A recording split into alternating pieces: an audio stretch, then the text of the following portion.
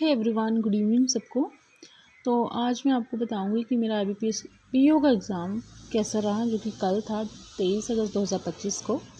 तो सबसे पहले शुरू करते हैं रीजनिंग से। तो गाइस, रीजनिंग तो इजी टू मॉडरेट थी और overall paper was easy to moderate. तो रीजनिंग में था आया हुआ 2-3 पजल्स थी, जिनमें से एक जो थी वो सर्टेन नंबर वाली थी, दूसरी जो थी वो ईयर बेस्ड पजल थी और तीसरी जो थी वो मंथ बेस्ड पजल थी। और तीनों ही जो थी वो लेंदी नहीं थी, मतलब ठीक थी, नॉर्मल थी। और उसके अलावा आया था रीजनिंग में स्लॉग्स आए हुए थे, जिसमें जो था वो ओनली फ्यू का कॉन्सेप्ट ज़्यादा था, सभी स्लॉग्स में था। और उसके अलावा मिसलिनियस के 1-2 क्वेश्चन थे और कोडिंग डिकोडिंग तो आई नहीं हुई थी, इनइक्वालिटी भी नहीं आई हुई थी मेरी शिफ्ट में, जो कि फर्स्ट शिफ्ट थी। एंड उसके अलावा स्लॉग्स के अलावा ब्लड रिलेशन के काफ़ी 3-4 क्वेश्चंस थे।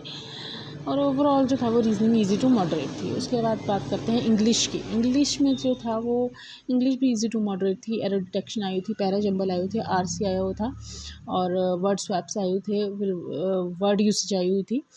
तो it was easy to moderate. Para जो RC भी इजी टू मॉडरेट था, cloze test easy to moderate था। तो it was easy to moderate overall. English की बात कर रही हूँ मैं। जहाँ तक रही क्वांट की बात, तो एज़ यू नो कि क्वांट जो है वो थोड़ा ये कर ही देते हैं लेवल हाई। तो क्वांट में जो था वो मुझे सिंप्लीफिकेशन के 3-4 क्वेश्चंस आए हुए थे। 3-4 जो था क्वाड्रेटिक इक्वेशन, जो कि बहुत ज़्यादा इजी थी। और अर्थमेटिक जो थी वो काफ़ी कंफ्यूजिंग थी। वो सारी अर्थमेटिक कंफ्यूजिंग थी। और DI में भी काफ़ी कन्फ्यूजन थी, 2 DI थी।